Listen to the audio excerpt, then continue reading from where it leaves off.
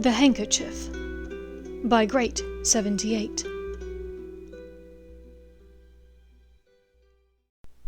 Chapter 19. Of Mice and Men. It had been a hot summer. In the mornings, Draco practiced a handful of advanced charms and transfigurations, or else tried to brew a few advanced potions in preparation for his OWL exams. His version of the pepper-up potion had him steaming slightly at the ears, so he supposed it was close. In the afternoons he sometimes flew on his practice Quidditch pitch, rode one of the Abraxans, or played wizard's chess with Pym. Hot weather days, though, he found himself at the lake behind the manor, enjoying a swim before flopping onto a chaise under an ash tree and cracking open a book. Hermione had mentioned this muggle fellow called Shakespeare several times, and he'd owled Flourish and Blotts for a copy of his works on the first day of vacation. He'd also gotten a handful of other books she'd mentioned in passing. After reading a while, he would whisper Vinca Major to his handkerchief, and begin a letter to Hermione. He told her about the charms, the books, the potions, about swimming, about Pym's new interest in learning to play the flute. He talked about how his owl, Thorn, was growing bored, having no notes to deliver. He talked about his mother's Kneazle, Ursula, whose diet now included multiple daily whole fish fillets, because she'd grown so large that a normal food portion wasn't enough. In short, he talked about everything except the thing that concerned him the most. The handkerchief grew cold soon after he sent these notes, sometimes within just a few seconds. But she did not write back. His father had had a sudden uptick in the meetings between himself and his distasteful friends, a group that called themselves Death Eaters, like some macabre club. Lucius's jittery nervousness was evident nearly all the time now. Narcissa had a lack of desire to get out of bed, most days, not even to play with Ursula. None of his friends were able to visit, nor could he visit them, and he was unable to write them either. It was as though both Lucius and Narcissa were waiting for something that had them frightened to the core, and everyone was reluctant to discuss it. Not without a few shots of fire whiskey first. In the late evenings, when Lucius would finally remember that he hadn't eaten since mid-morning, he would sit in the dining room, picking at the sumptuous dinners that the house elves had prepared. He'd take a few bites, then slam his utensils down, and call the elf back to replace the offending item. The only thing that never got sent back was the fire whiskey. As the ratio of water to whiskey inched closer to none at all, Lucius's demeanor grew more relaxed and less tightly wound. This was when Draco was able to piece together bits of what Voldemort and his followers were doing.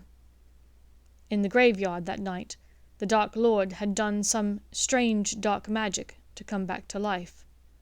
According to Lucius, he had never actually been dead, only living a half-existence somewhere far away. He was angry that his followers had not searched for him, and they'd been punished for this.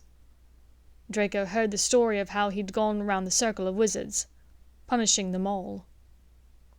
The Dark Lord had Potter in his sights that night and was about to kill him, but Potter did some kind of lucky trick that saved his skin to fight another day.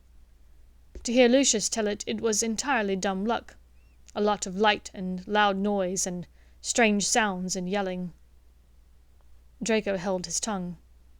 Potter, for all of his idiocy in choosing his wizard mates, was actually a decent wizard. Even Draco could begrudgingly admit it, but only in his head, not aloud. He'd been one of the first and the few to fight off an Imperius curse in defense against the dark arts the previous year. He'd managed to complete the tasks of the Tri-Wizard tournament. Since Potter had had the cup in his hand when he arrived with Cedric, Draco assumed he'd finished. He sent that bright white stag that Draco later learned was a corporeal Patronus at him in third year, supposedly a newt-level skill. He'd done whatever the hell was needed to shut down the Chamber of Secrets nonsense their second year, even if he'd had Draco and Hermione's help in getting there. And he'd also stopped Quirrell from messing things up in first year. And Draco could never forget that thing with the snake in Dueling Club. It still made him shudder, but Potter had seemed to talk to it. Potter may have also been lucky, but he was smart, too. Potter's escape meant that the group who remained behind were all punished severely. Draco had an idea that the punishment was why Lucius seemed shakier than ever, using his cane more often now, not only as an intimidating object, but as a necessity at times. Tonight, Lucius seemed particularly loquacious as he chased his coq au vin around the plate drunkenly. "The Dark Lord is searching for something in the Ministry, down in the Department of Mysteries. He's asked that I use my friendship with the Minister to help gain access." Oh. Draco had learned during these conversations that the fewer syllables he uttered, the better. Lucius eventually forgot that he was even speaking to an actual person, it seemed, and would ramble on until he passed out or stumbled off to his wing. "Some kind of secret information that will help him rise to power more easily. He can't just walk through the front doors and demand it. He's not strong enough yet to be out in the open, and Fudge is still denying his existence. The Dark Lord wants to keep it that way. The fewer people who know about him being alive, the better. Gives him the element of surprise." Lucius was beginning to slur his words slightly, a sign that the end of dinner was drawing close. Another night, a short, balding wizard had come to dinner, along with a few other Death Eaters. Draco felt slightly put off by the man, though he couldn't put his finger on why. He seemed like the kind of hanger-on who would always want to be seen with the most powerful, or richest, or strongest, or most attractive person in the room, depending on the circumstances. "So tell us, Peter," Lucius began, "how did you discover the whereabouts of the Dark Lord? Many of us searched in vain for years for him, after the business with the Potter boy." At this, Narcissa looked sharply at Lucius. Draco assumed there was a healthy dose of untruth in that statement. Lucius had tried to publicly distance himself from the Dark Lord, he knew. I was an animagus. My animal form is a rat, and I spoke to other rats. They guided me." "Interesting. And once you located the Dark Lord, how did you go about bringing him back?" another Death Eater asked. "Well, it was a complex bit of rare magic. Some potions, ancient runes, a few certain incantations, and, of course, the help of a willing witch. Well, she started out willing, in any case. I was able to speed up the incubation period, thankfully. She was quite far gone by the end, I'm afraid. I think she was glad to be put out of her misery in the end." Several of the men jeered and laughed at this, whilst Draco, Narcissa, and one or two others either fought to stay neutral, or tried not to grimace in disgust. "I see. And where did you acquire such a gift for metamorphizing?" Lucius continued, as though they had not just discussed what amounted to torturing and murdering a witch. "My friends at school, we were all animagi, except Lupin. You know, of course, he was a werewolf." "Indeed.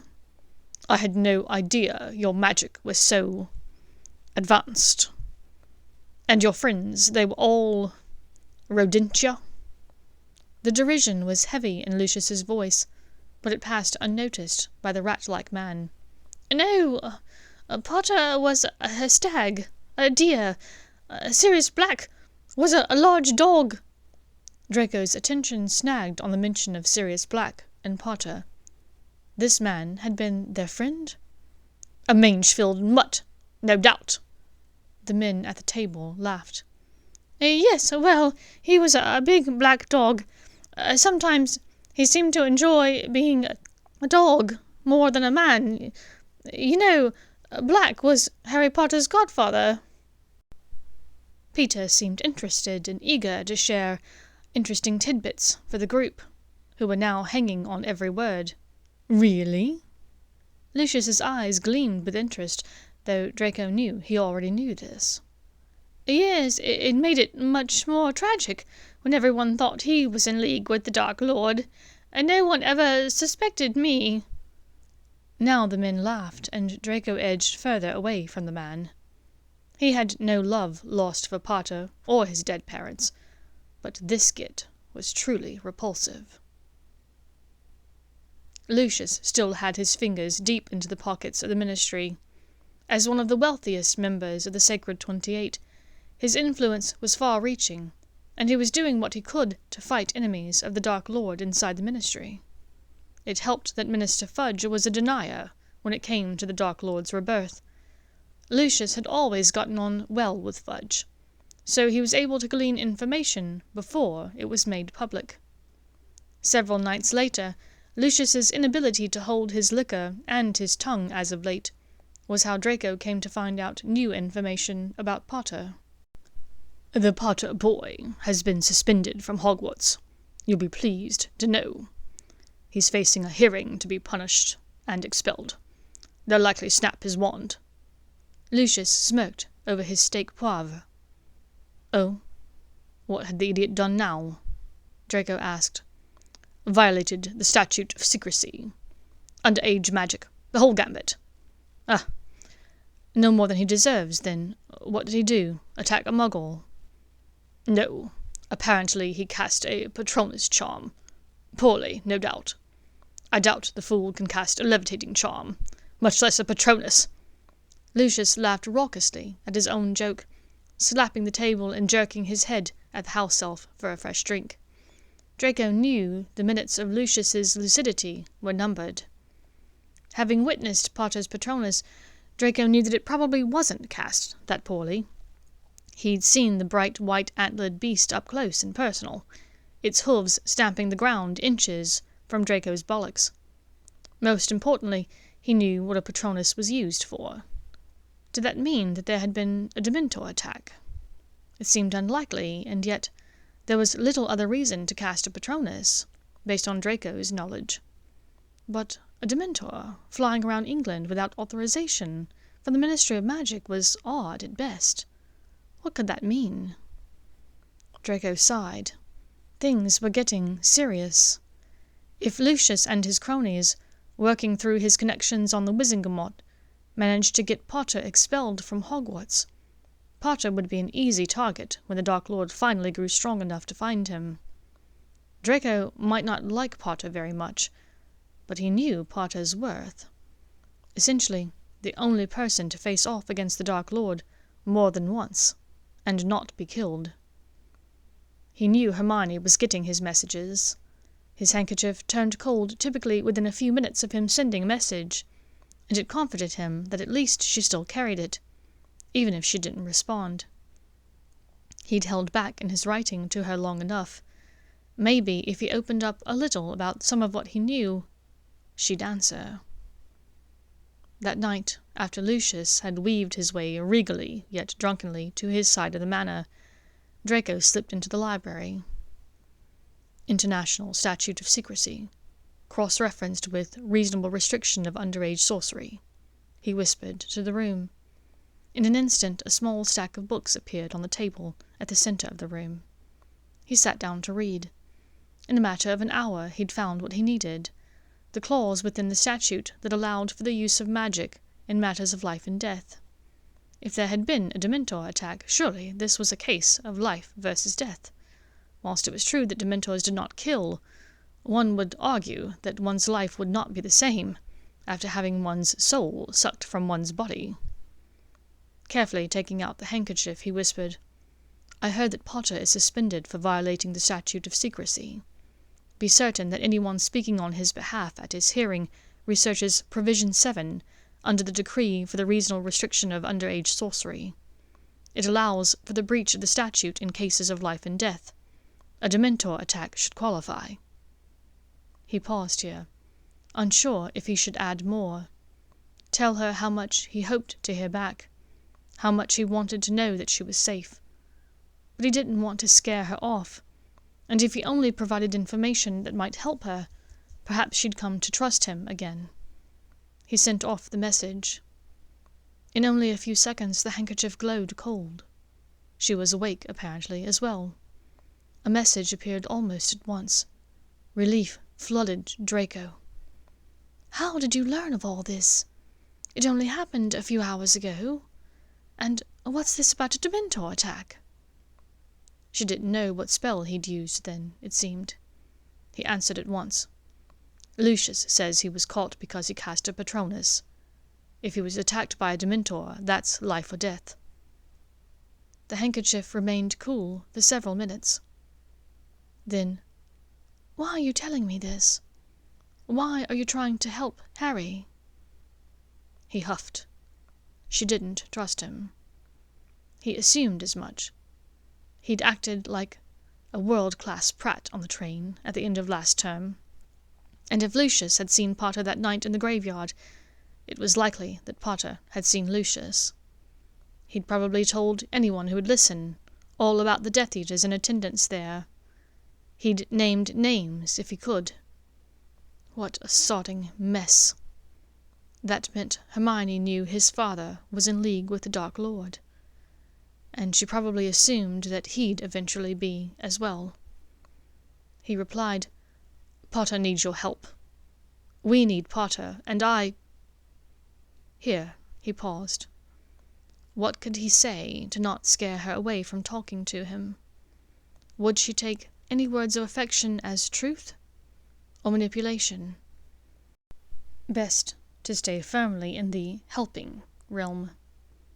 "I know he trusts your judgment." Several minutes passed. He thought she might have fallen asleep or was freezing him out again. Finally, the handkerchief warmed again. "Thank you." It was better than silence, he knew. For the first time all summer, really since Potter had fallen from the sky outside of the maze at the third task of the Triwizard Tournament, Draco felt hope.